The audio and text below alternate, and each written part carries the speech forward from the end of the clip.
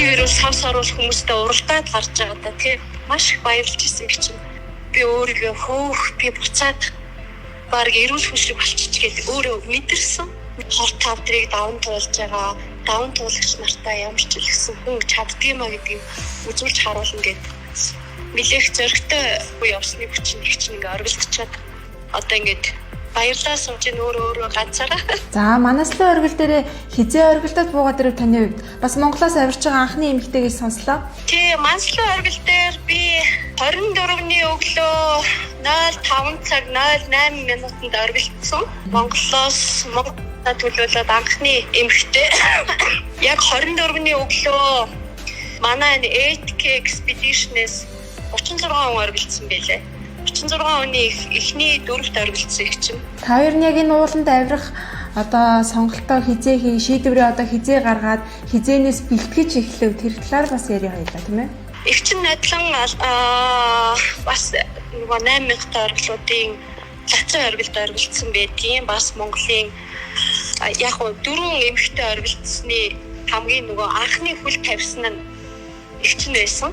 Тэгээд тэрнээс хойш их чинь яг хуу ахаад нэг 8000 та оргил хийнэ гэд яг өөртөө том зорилго өгөөд би буцсан байдгийг. Гэхдээ надлан их чинь болохоор хор тавтартай мөртлөө өөрөө мэдхгүй авирцсан байлээ л дээ.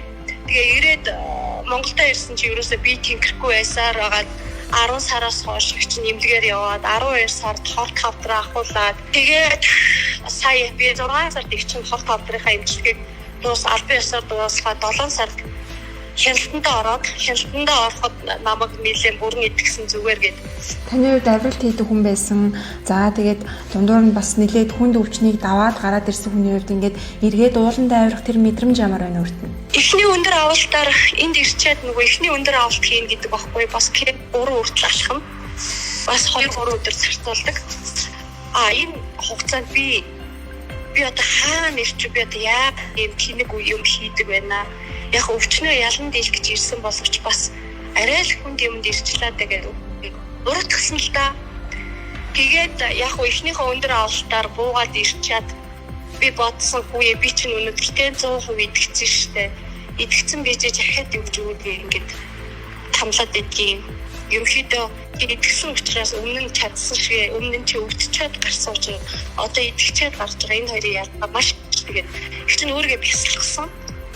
Бясалгасны хүчинд баярлалт буугаад ирсэн мэдээж энэ их замыг туулахад маш хүнд ер нь бол төсөөлт яггүй хүнд байдаг. Эхний өндөр авалтаа хийгээд буцаад буугаад ирсэн чинь тэгээ чи идэгсэн шидэ одоо ив усаар болсон гэж юу байдгийг чи өөрийгөө зоригжуулаад тэгээд ахаад авирсан. Ахаад авирахад яг уу юм хэд байдал жоохон ахаад хямарсан. Гэхдээ их чинь ямар ч хэлсэн би энийг даван хор тавдрыг даван туулж байгаа даван туулагч нартай ямар ч хэлсэн хүн чаддгиймаа гэдгийг үзүүлж харуулна гэдэг. Нилээх зөрөгтэй 2-3 өдөр нойргүй хоолгүй явсны хүчин их чинь ингээ оргилдчихад одоо ингээд баярлалаа сууж өөрөө ганцаараа. Тэгээ бас намайг ингээд юмны ард гарчаад том зорилготой ингээд зогсож байхад манай нөхөр хэдий хоригдсан боловч намайг яг явах үед бол дэмжсэн. Өөр хүмүүс маань дэмжсэн. Ээж маань тийм өмнө нь түүх бүтээсэн. Монгол улсынхаа нэрийг гаргасан. Гаргаад ирж чадна, түүх бүтээж чадна гэд намайг үгээр ч гэсэн дэмжсэн.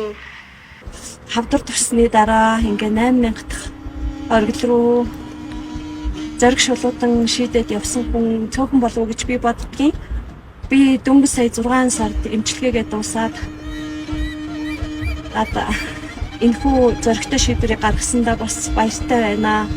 Дэлгүү яг хор тавдрыг даван туулахад тэмцэж байгаа хүмүүст бас таны энэ хэрэг нэлээд урам зориг өгсөн баг гэж бодож байна. Одоо ингээд та оргилтчаад буугаад ирлээ. Тэр оргилд одоо манаслын оргилд оргилсан анхны монгол хүн боллоо. Одоогийн сэтгэлээсээ бидэнд хуваалцаач. Яг оргилдох явцад нөгөө нэг нэлээд шовх ихт тийм нөгөө нэг нарийнхан хадыг тойроод бүгдээрээ ингээд нөгөө очрлоо зогсоход амар хүнд байсан. Гэхдээ би бодсон л доо ичнээ юм хүнд хэцүү ч гэсэн бас яг оргил дээр нь ингээд Монгол улсынхаа далбайг мандуулаад аав ээжтэй талархаад ах дүү нартай талархаад найз бүхтэй талархаад ингээд зогсож байхад их гоё байсан асан.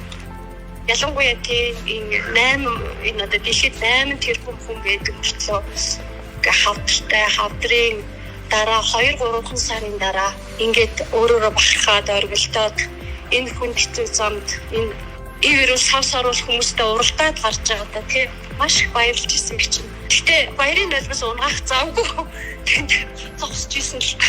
Ууланд авиралт хийн гэдэг бас тийм амар ажил биш тий хүмүүсийн төсөөлтгөөс тэр ууланд авирагч тэр дундаа эмэгтэй хүн ууланд авирахад хэцүү бэрх зүйлүүд нь юу бэ? Эмэгтэй хүн ууланд гарч авирахад хүнд хэцүү зүйл маш их. Жишээ нь одоо тэгэл биений юм ерэн ч юм уу тий тэгэл гэр бүлээ санана хөөрхөн жоохон хүүхдүүдээ санана. Үнэхээр ээж хүний хувьд бол хүндтэй олдвол эрэгтэй хүмүүс авираад явж идэг. Эрэгтэй хүмүүс ширпа хийгээ явж идэг. Эмэгтэй хүн их цөөхөн байдаг. Миний хувьд 2 дахь хийж ер нь тэгээд бас л хүнд хിവэрээ л байлээ. Хүнд хിവэрээ байлгүй яг уу ерөнхийдөө Монголынхаа 14-өөс дээш 14 ширхэг 4,000-та хайрхнуудад авиралт хийхэд хүртэл надад бас хүнд байдаг. Яг таныг авирчих үед цаг агаарын нөхцөл байдал ямар байсан бэ? Цаг агаарын хувьд дандаа бороо байсан. Дээшээ кемп нэгээс дээшээгээ цастай байсан. Яг 24-ний өглөө нэг жоохон цонх гарах юм байна гэд. Тэгээ бид нар 24-ний өглөө гарсан байхгүй юу? Нэг доошоо жоохон явж итэл тэгэл цас ороод унж байгаа юм чи тэнгэр бүрхэл. Таны үед бас саяхан бас өөрийнхөө хор тодортой тэмцээд байж исэн хүн тэр үед яг ингээд эргэж идэгрээд ууланд авираад оргилдоод ингээд гарч ийнэж төсөөлж байгуу ер нь. Их чинь их сайн ерөнхийдөө энэ орон жил би маш их бэлтгэл сургалт хийсэн байдгийг. Тэгээд би их сонин хөдлөх тусам би сайжирдаг. За тэгээ хавдрын эмчилгээ, химийн эмчилгээ гэдэг төвийн эмчилгээ гэдэг маш их олон хүнд эмчилгээнүүдийг хийж явах хэвчтэй их чинь дандаа гарч алхаж хотлоход тайлдаг байсан. Хай hello. Тэгээд энэ нь надад буцаж нөгөө нэг бие маань тэнгэр маш их төхөн болсон. Наашаа ирэх өмнө их чинь өөрийгөө сориод 3 ширхэг 4,000-та хайрханд Монголда бараалгасан. Тэр 3 ширхэг хайрхад 4,000-та хайрхандаа гарчаад би өөрийгөө би буцаад баг эрүүл хүншиг болчих гээд өөрөө мэдэрсэн. Мэдрэмж маш гоё байсан point. Гимлэн нуруунд авирсан Монгол уулчтаас за өнгөрсөн хавар 1-2 уулчинд маань золгүй явдал тохиолдлоо тийм ээ харамсалтайгаар. Таны хувьд ер нь гимлэн манаслуу оргилд авирахаас өмнө тийм айдас байв уу? Их чинь хийвэл бүү айвал бүү хий гэдэг үгэн диктортой. Уучлаарай нөгөө өндрийн ханиалга байгаа. Тэгээд ямар ч л гэсэн би ирсэн ч зөрөгтэй гэсэн. Өөрийгөө өсөж хангалаад тэгэл дээш алхацдаг. Ер нь тийм зонтой. Айдагаа би хизээч энд ирэхгүй. Наашаа ирээд миний дөө яг нөгөө энэ хүнд өвчний ард гарчаад ийм том ажил хийх гээд зориод ингээд хүмүүсээс хандив цуглуулж байхад мөчлсөн хүмүүстээс маш их баярлалаа гэж хэлмээр байна. Нөгөө мансуу хайрхны маань авирах мөнгө маань их ч нөгөө нэг яг нодлон хилтэй өстэй болохоор би ийш тийш их захиад утсан л дээ намайг ингээд дэмжиж туслаач гэх. Энэ 8,000-та 14 ширхэг ингээд оргилууд чинь бүгдээр нөгөө өөр өөрсдийн гэсэн юутай төлөвлөлт байхгүй юу? Хураамжтай ч гэх юм уу одоо энэ 8,000-та оргилууд Непал 8,000-та оргилуудаараа эдийн засаг нь явж ийл гэдэг утгаараа бидний нөгөө маш өндөр мөнгө төлж оргилддаг. Тэгээд гадна шерпаны мөнгө тэгээд хоол ундны мөнгө бидний бас хувцас маань маш үнэтэй. Тэгээд Непал улсыг зарим ирэхэд бас бараа 4 сая төгрөг төлдөг ч юм уу гэдэг. Ер нь бол үнэтэй их чинь машина зараад лавцаа хэрэглэсэн.